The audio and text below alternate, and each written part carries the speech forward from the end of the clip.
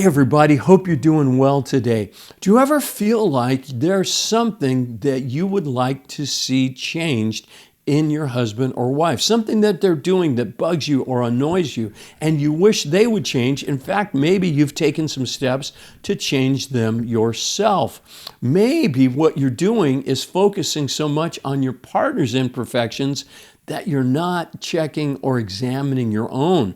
And if you do that, how's that working out for you? Probably not too well. And I bet it's not having a good impact on your marriage. Well, welcome to the Turn It Up Marriage Tips and Tools Show. This is the show where we explore practical advice and timeless wisdom that elevates our marriages. Hi, I'm Kelly. I'm a pastor, police chaplain, marriage coach, and author of the book, Turn It Up, How to Have the Lifelong Marriage That You Really Want. Jesus gave us a lot of marriage advice in his teaching. Some of it was direct in that he specifically speaks to married couples, but some of his marriage tips are indirect in that it's things that we can learn from Jesus that we then have to apply to our marriages. That's why I call them the hidden marriage tips of Jesus.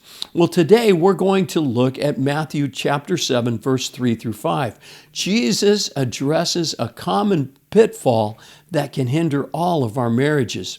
Here's what he says. He uses a powerful analogy to get our attention. He asks us this: why do you look at the speck of sawdust in your brother's eye and pay no attention to the plank in your own eye? It's an image that vividly illustrates our tendency to focus on the flaws of others while neglecting our own. So how does this scripture apply to our marriages? Well, let's unpack it. He continues, how can you say to your brother, let me take the speck out of your own eye, out of your eye, when all the time there is a plank in your own eye? He challenges us to examine our own faults before rushing to criticize our spouse. In the context of marriage, it's easy to get caught up in minor annoyances or the imperfections that we perceive in our partner.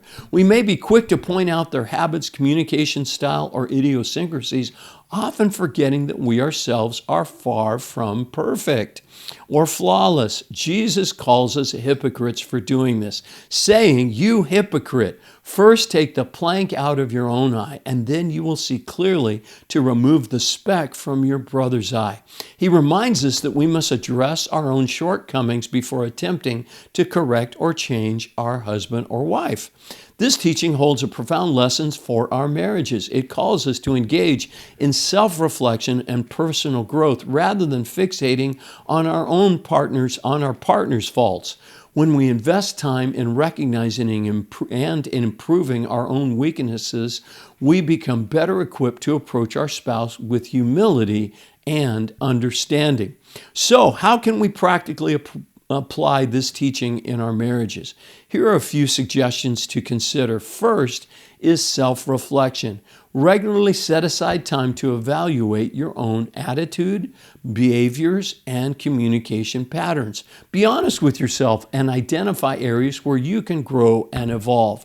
Another thing you can do, secondly, is to grow in your grace and empathy. Foster a heart of grace and empathy towards your spouse.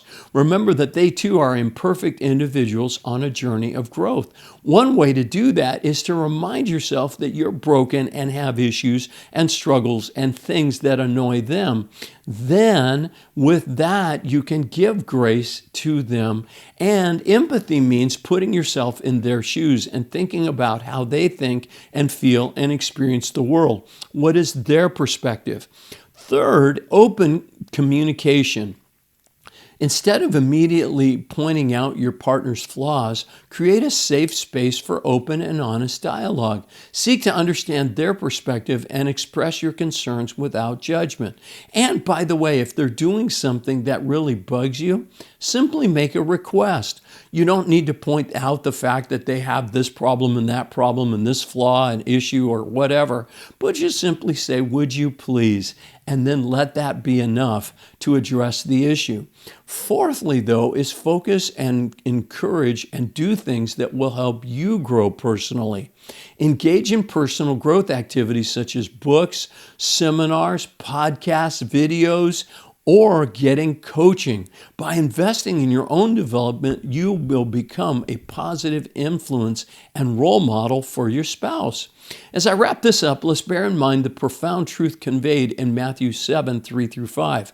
By focusing on our own growth and addressing our own faults, we can foster a stronger, more fulfilling marriage. Remember, it starts with removing the plank from your own eye before attempting to remove the speck from your spouse's eye.